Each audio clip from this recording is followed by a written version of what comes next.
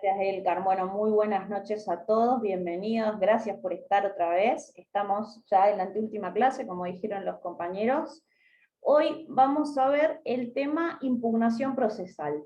Lo estábamos charlando en la antesala de la clase con los colegas, la importancia de este tema, no solamente para aprobar el EFIP, sino para el ejercicio de la profesión. Van a decir, pucha, qué repetido que son los profes. Sí, chicos, procesales así.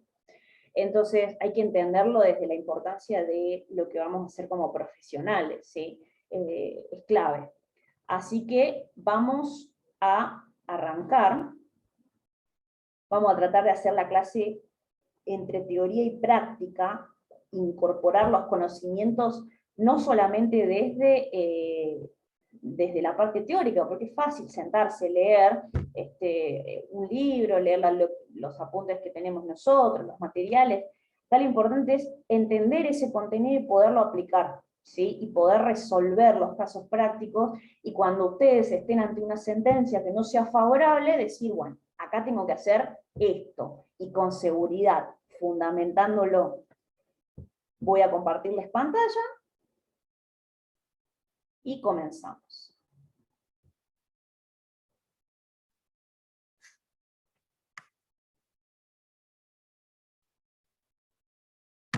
Arrancamos.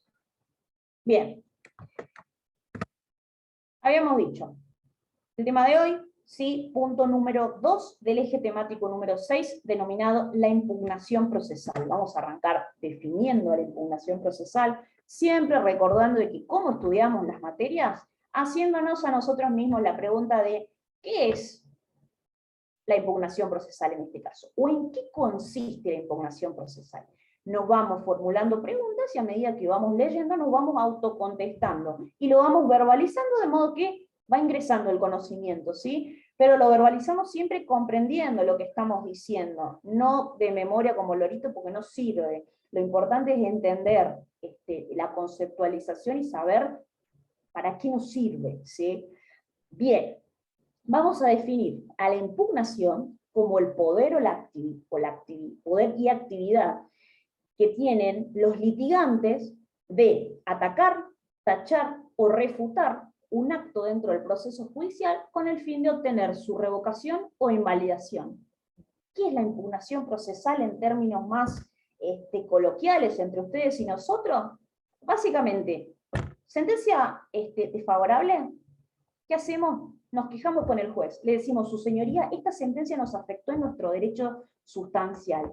Esta sentencia no reconoció el derecho que yo probé debidamente. Bueno, ¿cómo hacemos para que su señoría entienda, y no se enoje porque estamos atacando su sentencia, de que lo que decimos es verdad? ¿Cómo hacemos para que su señoría nos dé la razón? Bueno, a través de las distintas formas previstas dentro de la ley procesal, dentro del Código de Rito.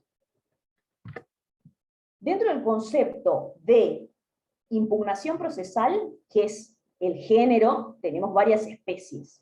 Nosotros nos vamos a centrar en algunas de estas, vamos a explicar en la medida en la que se puede todas, pero nos vamos a centrar en la materia recursiva, que es básicamente el leitmotiv de la clase en general y de lo que vamos a hacer cuando tengamos una sentencia que no dijo lo que nosotros queríamos que dijera, o que no nos reconoció la pretensión.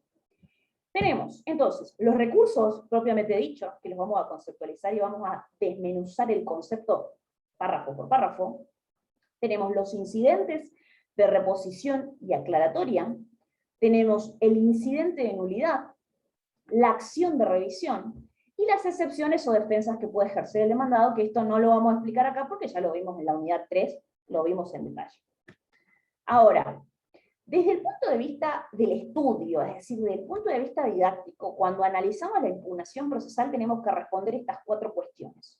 ¿Quién impugna? ¿Qué se impugna? ¿Cómo se impugna? ¿Y cómo se tramita la impugnación? Bueno, ¿quién impugna? Esto va a responder a las partes que van a integrar el proceso, ¿sí? Tenemos determinado el actor, el mandado, si hay terceros interesados en la resulta del proceso que hayan participado, también pueden hacerlo. No más que eso, se va a circunscribir a las partes que conforman, las partes esenciales que conformaron el proceso, y a los eventuales que tuvieron algún tipo de participación y a las que les pueda llegar a interesar ¿sí?, a las que les pueda llegar a interesar que se desvirtúe la sentencia de alguna manera. A partir de esto, me permito de alguna manera formular una metodología que les va a servir, que la utilizamos desde hace muchos años con colegas con los que he compartido ateneos de estudio, con los que he compartido la universidad. Les voy a compartir unas reglas que nosotros elaboramos y que, bueno, obviamente tuvieron anuencia de los profesores, de nuestros profesores, a los fines de decir, ¿cómo estudiamos a los recursos? Y aprovecho también para contarles, seguramente los que están dentro de los grupos de WhatsApp saben que hoy oficialmente lanzamos nuestra página web con estudiantes digitales, sí que ahí la FED seguro les va a compartir el link para que puedan ingresar y ver todo el contenido que tenemos. Bueno, dentro de nuestro blog, yo tengo una nota que se llama, un pequeño artículo que se llama ¿Cómo estudiar los recursos y no morir en el intento? Porque realmente pareciera, ¿no?, que estudiar los recursos es la muerte. Y no solo en materia procesal civil, sino procesal penal, y ni hablar en la parte procesal administrativa que tiene sus particularidades. Entonces, dije yo, bueno, podría tranquilamente darle punto por punto lo que dice el libro sobre derecho procesal, pero después dije, ¿por qué no los ayudo a que entiendan eso? Porque ya va a ser distinto agarrar los libros o agarrar el material de estudio de estudiantes digitales con esta clase. Puede decir, ya las cosas van a encuadrar de otra manera y lo van a agarrar con otra didáctica. Y esto es lo que me interesa. Desde el punto de vista de quién impugna, ya lo sabemos, ¿sí? Solamente quién intervino en el proceso, y nadie más. Ya después cuando veamos los efectos vamos a ver por qué. A las preguntas, ¿qué se impugna? ¿Y cómo se impugna? ¿Y cómo se tramita la impugnación? Tenemos reglas que vamos a establecer para responder a estos interrogantes básicos sobre lo que es la impugnación procesal. Y vamos a decir que son 3 reglas. En primer lugar, la regla de fondo apunta a saber cuál es el objeto de cada recurso, ¿sí? ¿Qué recurso vamos a plantear teniendo en cuenta qué es lo que pretendemos lograr en relación al proceso y a la resolución que atacamos, ¿sí? Si la sentencia tiene errores en los datos de las partes, no vamos a plantear una apelación, porque la apelación apunta a otra cuestión, vamos a plantear una revisión, que ya lo habíamos hablado en la clase anterior, cuando vimos los modelitos de la sentencia. Entonces, la regla de fondo es saber cuál es el objeto de cada recurso. Entonces, cuando estudiemos los recursos, primero ver qué queremos hacer con ese recurso dentro del proceso, qué queremos respecto a la sentencia que atacamos. La segunda regla tiene que ver con el tiempo, y acá voy a hacer un especial hincapié. Como todos sabemos, en materia procesal, los tiempos a los abogados nos corren, y corren muchísimo más rápido de lo que nuestra lógica o nuestra capacidad laboral nos da como para seguirlo. La realidad es que tenemos que seguirlo como sea, porque tiempo que haya pasado, ¿sí? Tiempo que hacemos que nuestro cliente pierda. Y no solamente hacemos que pierda tiempo, sino hacemos que pierda su derecho. Cuando hablamos de la regla temporal, son los plazos que los códigos de rito establecen para la interposición de un recurso, ¿sí? Como decimos acá en la diapositiva. Estos plazos son pieza clave a tener en cuenta, porque plazo que vence, etapa que se cierra y facultad que precluye, ¿sí? Son 5 días como máximo para plantear recursos, y si nos olvidamos de esos 5 días, o se nos pasan esos 5 días, y las 2 primeras horas hábiles del siguiente, el día 6, o del día 4, según los plazos, según cada recurso, perdemos la posibilidad y se cierra esa etapa. Y es un derecho que le estamos privando a nuestro cliente, y más aún si la sentencia nos fue desfavorable. Así que la regla temporal es sumamente importante. Y después tenemos la regla de forma. Todos los recursos, todos, independientemente del fuero al que se dirijan, tienen formalidades que se deben cumplir para la admisibilidad, ¿sí? Hay que tener en cuenta esto, es sumamente importante junto con los plazos. La forma en la que lo interponemos, de manera verbal o escrita. Y ustedes dirán, ¿se puede interponer un recurso de manera verbal? Sí, ya lo vamos a ver. ¿En qué casos? La regla en materia civil y comercial es la escritura. Entonces, ¿cómo lo interponemos? En principio por escrito. ¿Hay que fundarlo? Sí. ¿Cuándo? ¿En qué momento? ¿Dónde? con la interposición del recurso o después. Vamos a ver que hay un tipo de recurso en el que no lo fundamentamos cuando lo planteamos, sino que lo fundamentamos después. Y también veremos la importancia de ese recurso. Después, ¿ante quién lo interponemos? ¿Sí? ¿A quién le reclamamos que la sentencia no nos favorece? Y después, ¿quién lo resuelve? Fundamental. ¿Contra qué resoluciones procede? Teniendo en cuenta qué queremos hacer con la regla de fondo, dentro de la regla de forma, este recurso, ¿contra qué resoluciones procede? Lo vemos en el código y lo vemos organizado con estas preguntitas. ¿Se sustancia o no se sustancia? ¿Qué quiere decir esto? ¿Le corremos traslado a la contraria o no? Vamos a ver que en la mayoría de los casos no se corre traslado, salvo en algunas circunstancias particulares, ¿sí? Bien. Planteadas estas reglas, ustedes dirán, ¿y ahora cómo me organizo con esto? Vamos a tener recursos ordinarios y recursos extraordinarios. En la generalidad del ejercicio de la profesión, los recursos que vamos a interponer son ordinarios, ¿sí? A veces se nos puede dar que tengamos que plantear algún recurso extraordinario, para eso están, de hecho. Pero en el derrotero jurídico, en el día a día, los recursos ordinarios los van a plantear prácticamente día por medio. Si tienen varias causas en lo que es materia civil y comercial, y cuando salen las sentencias seguro que lo van a plantear. Entonces es importante tener en cuenta estas reglas. Ahora lo que iba, ¿cómo nos organizamos? Yo siempre aliento a los alumnos a esquematizar las ideas en cuadros conceptuales, o en cuadros comparativos, o en redes conceptuales.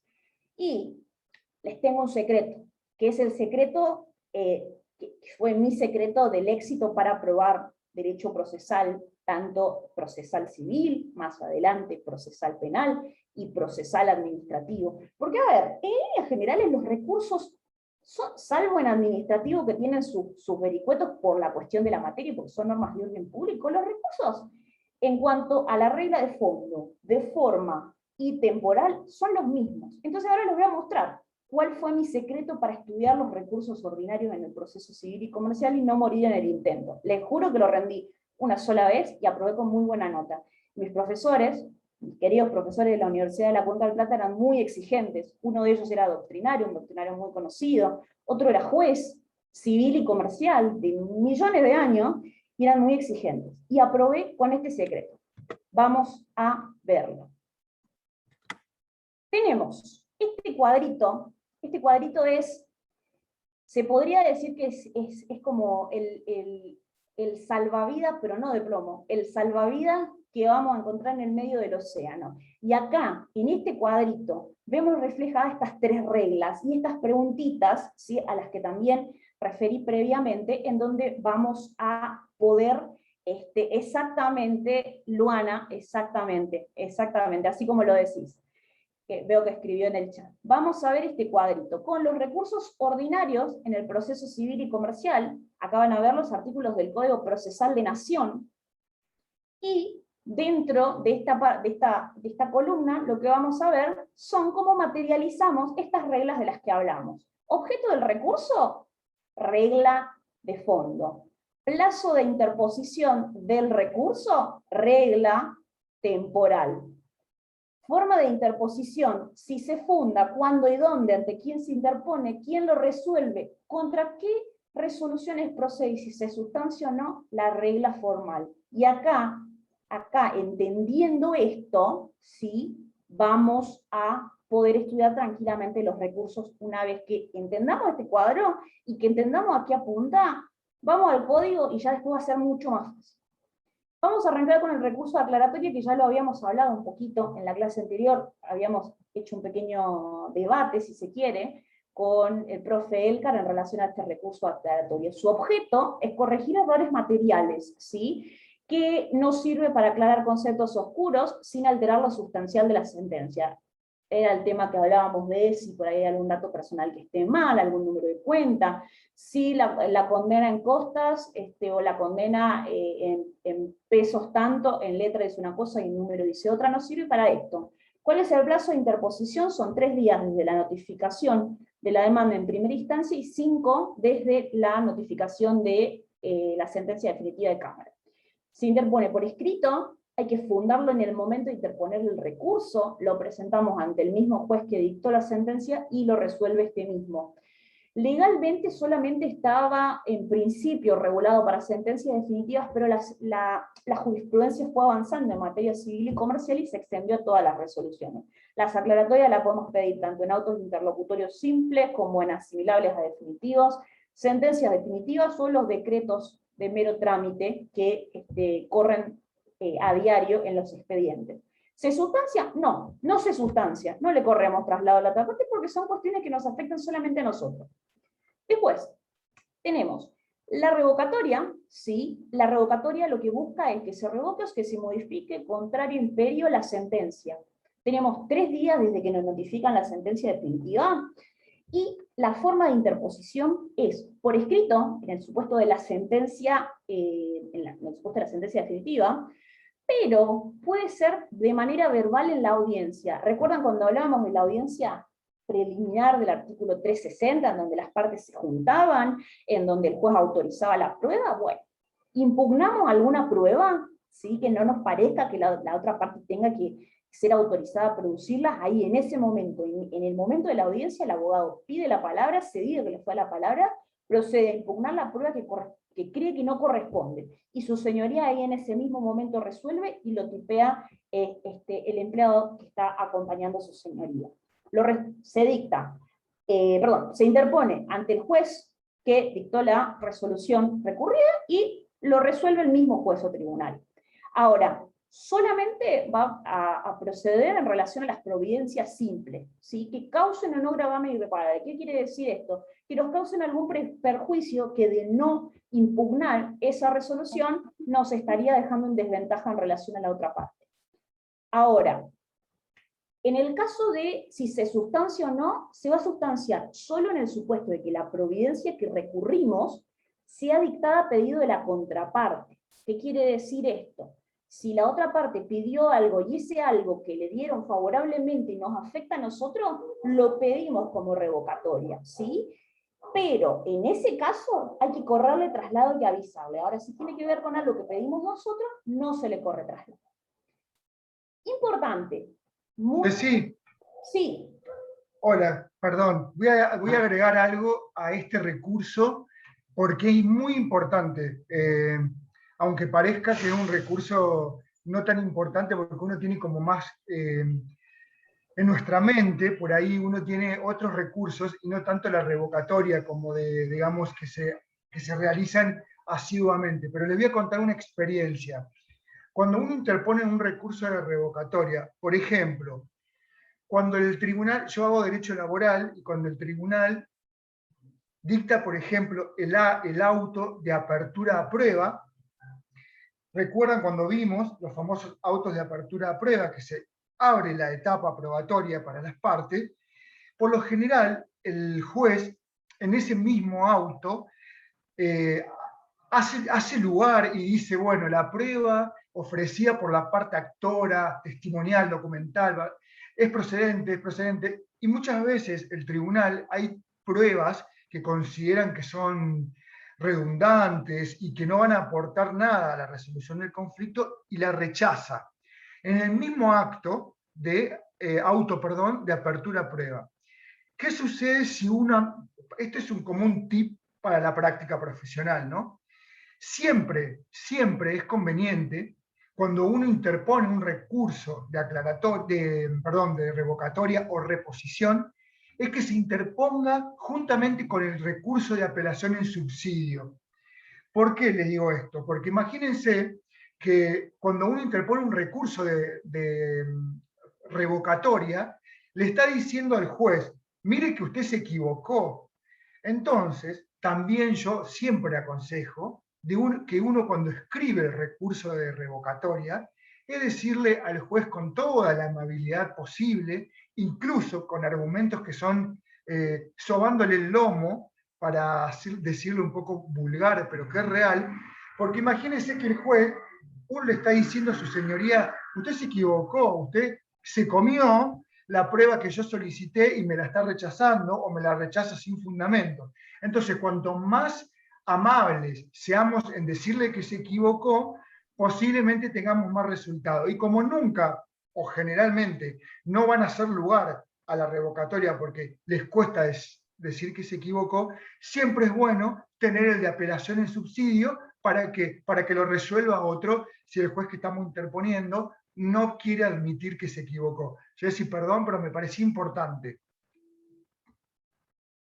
Perfecto, y me ahorraste como 3 minutos de explicación de la apelación en subsidio. Muchas gracias. Es lo que dice el profe. Lo importante acá es que cuando, por cuestiones no solo de economía procesal, sino también teniendo en cuenta que los plazos son cortitos, y si la revocatoria no se la dan dentro del término que tienen para plantear eventualmente la apelación, y estamos al horno. Entonces, ¿qué hay que hacer? Y plantear sí o sí la revocatoria con la apelación en subsidio. Santo remedio, porque como dice el Careza, si ustedes van a ir a decirle al juez, señor juez, usted se equivocó, señor juez, usted se equivocó, me tiene que dar la razón a mí. ¿Y cómo hacemos? ¿Y qué hacemos? ¿Planteamos la revocatoria o directamente vamos a apelar? La realidad, muchachos, es que hay que plantear todo lo que se pueda dentro de los plazos que el código nos dé, y ahí vamos viendo cómo planteamos las estrategias procesales. No se nos tiene que pasar, porque como les dije, máximo tendrán 5 días para plantear los recursos, pasan esos 5 días y es una etapa que precluyó y ya está, no podemos volver, hizo cosa jugada material y ya no va a haber recursos que plantear, entonces la sentencia va a estar firme, consentida y ya está lista para ejecutar. Entonces hay que tener en cuenta esto. Pareciera que el único recurso que se tiene que plantear es la apelación, y no, teníamos ya 2 más ahí anteriormente que hay que tenerlos en cuenta. Ahora, ¿qué nos pasa con la apelación? La apelación trae la nulidad íncita. ¿Qué quiere decir? Que si nos dan la apelación, se anula la sentencia y vuelve las cosas al estado anterior al que estaban al momento previo al planteo de la demanda. Tenemos 5 días para plantear la apelación, si la queremos plantear directamente o si no la planteamos con la revocatoria como subsidiaria. Se puede plantear por escrito o verbalmente. ¿Sí? Cuando vamos ahí a despacho y vemos de que estamos en la barandilla de tribunales y decimos, no, la sentencia esta no me gusta, automáticamente si la queremos apelar en ese momento para que no nos corra el plazo, lo hacemos en ese momento, entonces vamos a tener que llamar a el juez del juzgado, si no está al secretario, y planteamos ahí in voce en la barandilla de tribunales, o en la secretaría, eventualmente se suele llevar al abogado a la secretaría, que vengo por medio de la presente a plantear la apelación de la resolución dictada en fecha tal, la resolución número tal, dictada en fecha tal, etcétera, etcétera. Listo. Eso pasa a despacho para que lo provee, su señoría decidirá eventualmente si acepta o no acepta. Ustedes dirán, pero ¿y ahí en ese momento no hay que justificar? No, porque la apelación es el único recurso que tenemos disponible en el cual vamos a plantear el recurso por un lado y la justificación del recurso por otro. Y acá viene algo que es clave, gente, clave. Lo que se denomina expresión de agravios, que se materializa en un instrumento que se denomina memorial de agravios. Gente, el memorial de agravios es el éxito del litigio para el abogado. No se les ocurra presentar un memorial de agravios de media carilla porque, uno, que no se lo van a aceptar. O sea, lo van a presentar, lo van a proveer, pero le van a decir no al lugar por improcedente. Porque, ¿qué pasa? En el memorial de agravios uno tiene que analizar todo lo que pasó en el expediente, tiene que analizar completa la sentencia y uno tiene que explicar cuáles son los motivos por los cuales esta sentencia nos está afectando en nuestro derecho. Entonces, es sumamente importante la elaboración del memorial de agravios, la expresión de agravios, que en materia penal, en la casación, es el equivalente. ¿Sí? En la apelación tenemos el memorial de agravio, y la casación, sí, tenemos también el memorial de agravio, que no lo vamos a ver en profundidad acá porque no es tema que se tome en el examen, pero lo vamos a ver someramente. El memorial de agravios es fundamental. ¿Ante quién lo interponemos? Al mismo juez que dictó la sentencia, y este va a ser el que va a declarar la admisibilidad o inadmisibilidad del recurso. Y en el supuesto de que declare la admisibilidad del recurso, lo va a elevar al Tribunal Superior de que será la Cámara de Apelaciones. La Cámara de Apelaciones va a ser el que resuelva este recurso. ¿Y contra qué tipo de resoluciones procede? Bueno, contra sentencias definitivas o contra sentencias interlocutorias, que son los autos interlocutorios que hemos visto anteriormente, o las providencias siempre que causen un gravamen irreparable. Las providencias simples, que son los simples decretos que vimos en la clase anterior, son los decretos de mero trámite, pero si causan un gravamen irreparable son susceptibles de apelar.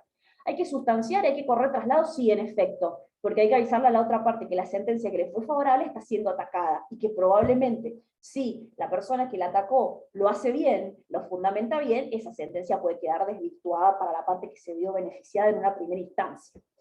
¿Qué puede suceder? Puede suceder que su señoría nos diga no, el recurso, no al lugar el recurso por extemporáneo, se nos venció el plazo, no al lugar por improcedente, planteamos mal el recurso. ¿Qué instancia tenemos? Bueno, ¿qué pasaba cuando nosotros éramos chiquitos y le pedíamos algo a nuestra mamá nos decía que no, siempre tenía algún motivo, íbamos y nos quejábamos con papá, che, mamá no nos dejó salir a jugar con los amigos al patio.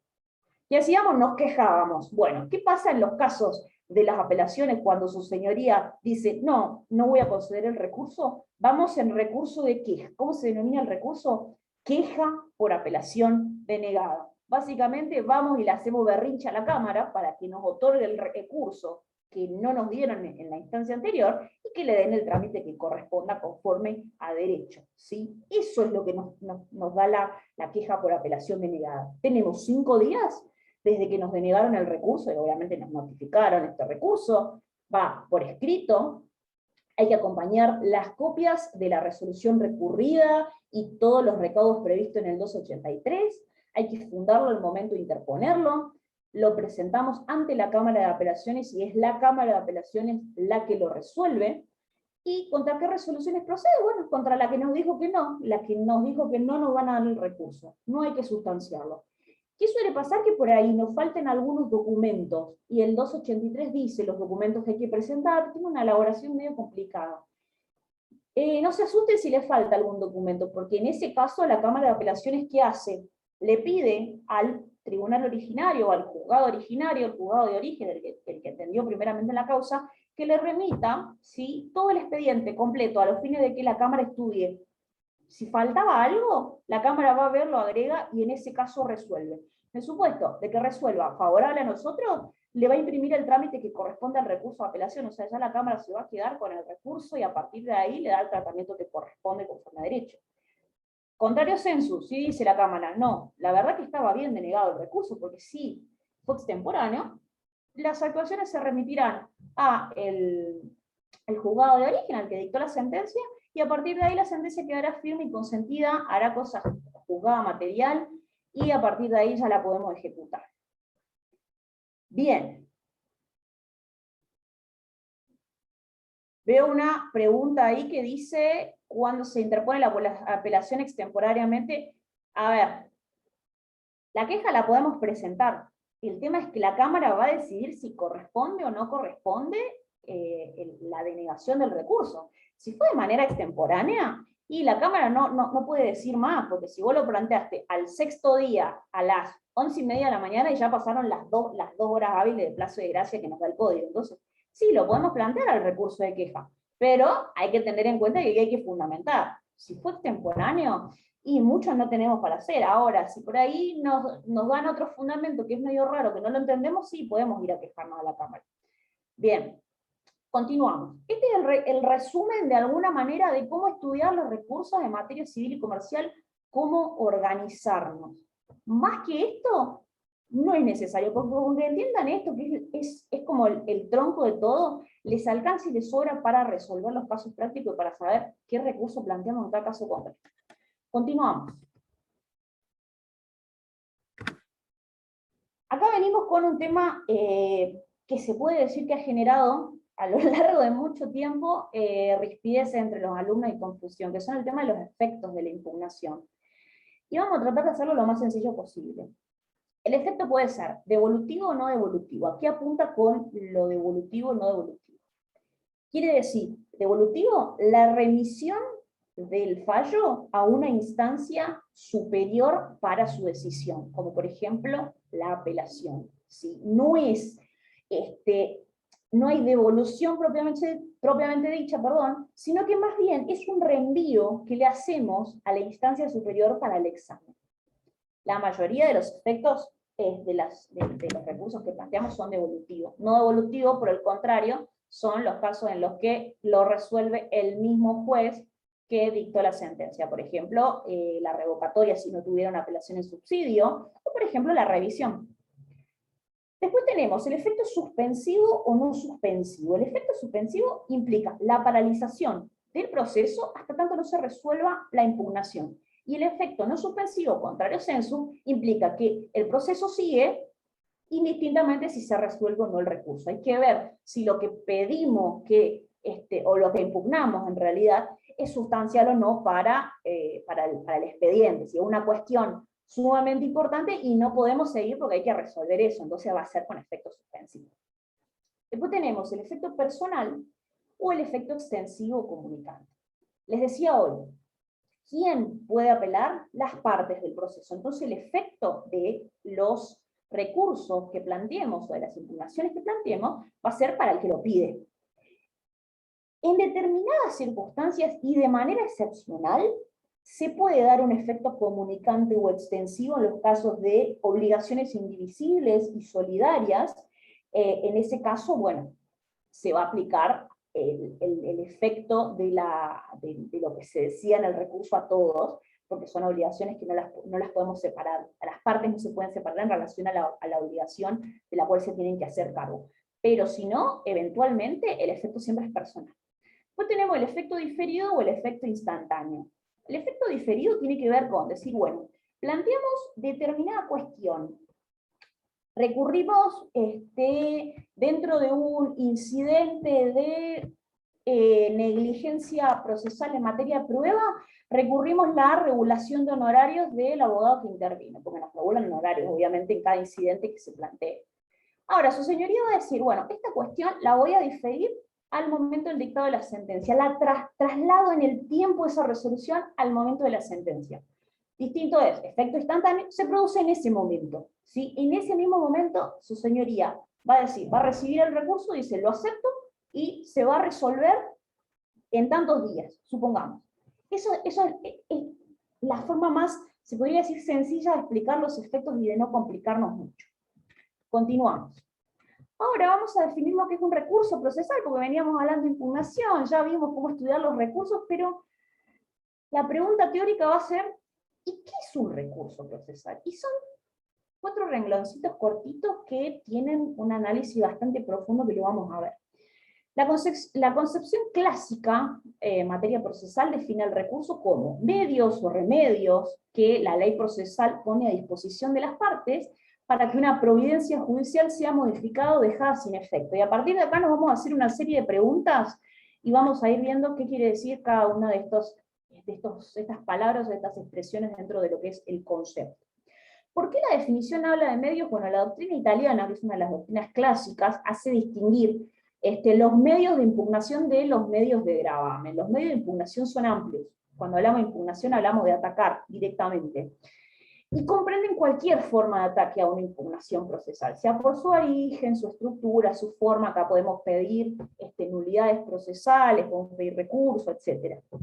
Ahora, cuando hablamos de medio de gravamen, hablamos de los recursos propiamente dichos. O sea, sería como, cuando hablamos de medio de impugnación, hablamos de, como medio de impugnación en sentido amplio, podríamos decir, y medio de gravamen sería como en sentido estricto. Cuando hablamos de medios ordinarios y extraordinarios, acá entramos en los recursos. Ordinarios y extraordinarios. Los ordinarios ya los vimos en materia civil y comercial, se repiten en los demás procesos, en laboral, en familia, de materia de menores también, no así en materia penal. Un medio va a ser ordinario cuando cumpla con determinados caracteres. Con este medio se puede denunciar cualquier vicio de la sentencia impugnada por el solo hecho de ser parte del pleito, es decir, no, somos parte del pleito, capaz no nos causó gravamen y podemos reclamar. Simple. Entonces el juez de segunda instancia, el juez de cámara, se tiene que pronunciar en base a lo que nosotros pedimos, basándose en el medio ordinario. Entonces, ¿qué va a hacer? Va a estudiar solamente lo que decía la sentencia. Nada más. No va a estudiar todo el procedimiento que se hizo, no va a estudiar todo el expediente. Los medios ordinarios generalmente suspenden la ejecución de la sentencia si no ha sido ejecutada de manera provisoria. ¿Qué quiere decir? Hasta que la sentencia no haga cosa juzgada material, no esté firme y consentida, no la podemos ejecutar. Si nos dieron la razón, tenemos que esperar agarradito así, a ver qué dicen, que se resuelve finalmente en el recurso. Por otro lado, los medios extraordinarios pueden estar en su admisibilidad subordinados a un depósito, que puede ser un título de multa o demás, que se dan en supuestos muy especiales. Es como una especie de segurito que nos piden a los fines de darnos un recurso. Por el contrario, los medios extraordinarios se dan únicamente en algunos supuestos en donde cuestionamos vicios de la sentencia, y nunca hablamos de cuestiones de hecho. Siempre hablamos, salvo en el caso de arbitrariedad, que lo explicó muy bien el profesor Elka el otro día, hablamos más bien de cuestiones de derecho o jurídicas, en donde la corte o el tribunal va a ser cuestionado. Y tenemos el ejemplo más claro del medio extraordinario, donde tenemos el recurso extraordinario federal ante la Corte Suprema de Justicia de la Nación. Uno de los motivos por los cuales se rechazan la mayoría de los recursos, y esto no solamente va acá porque lo dice el texto, sino en la práctica, es porque nosotros creemos que este medio de gravamen es una apelación, ¿sí? O sea, creemos de que nos sirve el recurso extraordinario como una tercera instancia, y la realidad es que ninguna Corte Superior provincial, mucho menos la Corte Suprema de Justicia de la Nación, es una tercera instancia extraordinaria. Su competencia se va a limitar a una sola porcioncita de esta torta de cuestiones jurídicas, y que va a tener que tener en cuenta, al momento de resolver, si unificamos soluciones jurídicas o si establecemos alguna doctrina constitucional o federal en el supuesto que proceda. Por eso son extraordinarios. Y por eso, cuando hablamos de, por ejemplo, el recurso extraordinario federal, tenemos la Ley 48, el artículo 14, y hay una acordada de la Corte Suprema de Justicia de la Nación que establece cuáles son los requisitos que hay que cumplirlos a rajatabla, porque si no, lo rechazan in limine. Tal es la importancia del recurso que hay que cumplir tanto con las cuestiones de fondo como con las cuestiones de forma. Bien, cuando hablamos de remedio, le ponemos una jerga farmacéutica. Estamos haciendo una distinción que en realidad no es esencial, ¿sí? No tiene trascendencia procesal, porque medio y remedio son exactamente la misma cosa, todos son recursos. Cuando hablamos de ley procesal, hablamos de que este recurso tiene que estar establecido qué tenemos que hacer y cómo dentro del código de rito, que era lo que hablamos anteriormente cuando hablábamos de las reglas. Las partes, bueno, fundamental, tienen que ser las partes que intervinieron en el litigio, las partes esenciales, o los eventuales, ¿sí? los que se les haya causado algún tipo de gravamen y nadie más que ellos. Hablemos de providencias judiciales, solo impugnamos las resoluciones que dicta el juez.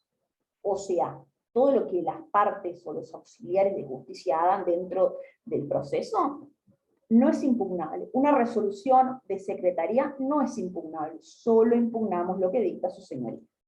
¿Y qué buscamos? Modificar o dejar sin efecto esa resolución, básicamente. Continuamos.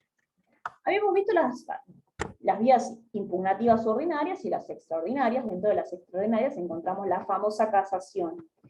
El escrito de la casación, junto con el memorial de agravios que hay que presentar en la apelación, son, sin lugar a dudas, los escritos más complejos e importantes dentro de un proceso y dentro de la carrera de un abogado. Escribir bien estos dos documentos que hay que presentar dentro del proceso son de suma importancia. Y hay que practicar muchísimo, y hay que estudiar muchísimo, y hay que ser muy crítico, y hay que desarrollar la lógica jurídica para volcarlo en el escrito. El recurso de casación es un medio de impugnación, por medio del cual, por motivos de derecho específicamente tasados por ley, una parte va a pedir la revisión de los errores jurídicos que se atribuyen a la sentencia. Esta sentencia claramente las va a perjudicar a la parte, por eso reclama. Reclama que se aplique correctamente la ley sustantiva, o que se anule la sentencia y que se dicte una nueva resolución, sea con un nuevo juicio o sin reenvío a un nuevo juicio. Esto es importante. Decimos que es un recurso extraordinario en cuanto no implica la posibilidad de examinar y resolver ex novo todos los aspectos, sino que solamente vemos las cuestiones que tienen que ver con la aplicación de la ley sustancial o procesal para corregir los errores de derecho que vicien esta resolución.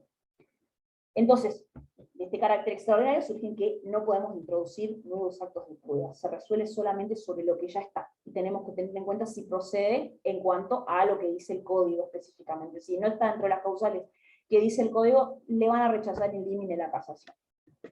Después tenemos la inconstitucionalidad provincial, ¿sí? La inconstitucionalidad dada dentro del régimen de la provincia de Córdoba, que lo pide el programa, lo vamos a ver cortito. Es un recurso extraordinario, de carácter devolutivo, versa solamente sobre cuestiones de derecho, que se acuerda a las partes para impugnar sentencias o resoluciones que son equiparables a sentencias, ¿sí? Las resoluciones asimilables a definitiva, que se hayan dictado en un caso constitucional, entendiéndose por tal aquel que habla de la validez o invalidez de una norma jurídica contraria a la Constitución de la provincia de Córdoba. Después tenemos las acciones impugnativas, ¿sí? Tenemos esta como una acción extraordinaria, es una acción de interpretación restrictiva, que está fundada en una causa de derecho, o sea, tiene que coincidir con los motivos taxativamente autorizados por la ley para su procedencia, caso contrario no lo van a aceptar, y solo contempla el aspecto formal de la sentencia, y corrige errores improcedendo, y no errores indicando, que lo explicó a la perfección el profe Ercar en la unidad 1. Errores en el procedimiento, por lo que no hablamos de una tercera instancia, ¿sí? Y en el caso de que proceda esta acción impugnativa, la revisión, tiene que hacer caer la sentencia. En este caso procede contra la cosa juzgada, cualquiera sea el tribunal que la haya dictado. No vamos a interiorizar mucho porque es una doctrina, es un medio legal que está previsto y que implica una doctrina relativamente nueva, la cual todavía no está 100% aceptada, que se denomina cosa juzgada írrita. ¿Qué quiere decir? El estudio de una sentencia que ya está firme y consentida. Con que sepamos esto, alcanza y sobra para el examen, no nos vamos a meter en discusiones doctrinales, después eventualmente podemos escribir alguna cosita de cosas juzgadas y compartirlas en la página web, y lo pueden leer si les interesa, pero para el examen alcanza y sobra. Bien, la acción impugnativa se interpone por escrito, obviamente ante el TCJ, ante el Tribunal Superior de Justicia de la provincia de Córdoba, dentro de los 10 días interpuestos, ya se tiene que resolver la admisibilidad. Si el tribunal, el TCJ, lo admite, va a emplazar al recurrido en ambos domicilios para que comparezca ante él y constituya domicilio bajo apercibimiento de rebeldía. Y el recurso se sustancia por el juicio ordinario, por eso es una acción de revisión, es un juicio común. Antes de continuar, bien, a ver si hay alguna pregunta, ¿no? Seguimos. Después tenemos los incidentes. Los incidentes no les va a imprimir mayor dificultad de estudio. Tenemos que ver la procedencia y las clases. Los voy a invitar a que se posicionen en un juzgado. Vamos a un juzgado, algunos por ahí quizás hacen procuración, algunos quizás trabajan en algún juzgado, y los que trabajamos en juzgados civiles y comerciales, antes de la digitalización del expediente, teníamos expedientes formato papel, sí, que eran los librotes de cosas que se presentaban en la causa, ¿sí? Que tenían que tener 200 hojas, que iban todos por cuerda, cosido, foliado, trabado, etc. Y los incidentes eran como unos expedientitos pequeñitos que iban por cuerda al principal, y las cuestiones incidentales se resolvían dentro de esos expedientitos. Son cuestiones que no tienen que ver con la cuestión de fondo, con el reclamo de fondo, pero hay que resolverlo sí o sí para avanzar. Por ejemplo, solicitamos un beneficio de liquidar sin gasto. ¿Qué quiere decir esto? Solicitamos un beneficio de no pagar las tasas de justicia porque no tenemos con qué. Antes de continuar con el proceso, ¿qué hacemos? Bueno, resolvemos ese beneficio en ese incidente. A ver, una cosa es el incidente y otra cosa son las cuestiones prejudiciales. Hay que diferenciarlas bien. Las cuestiones prejudiciales tienen que ser incidentalmente resueltas por el mismo juez o por otro tribunal. En cambio, los incidentes son incidencias.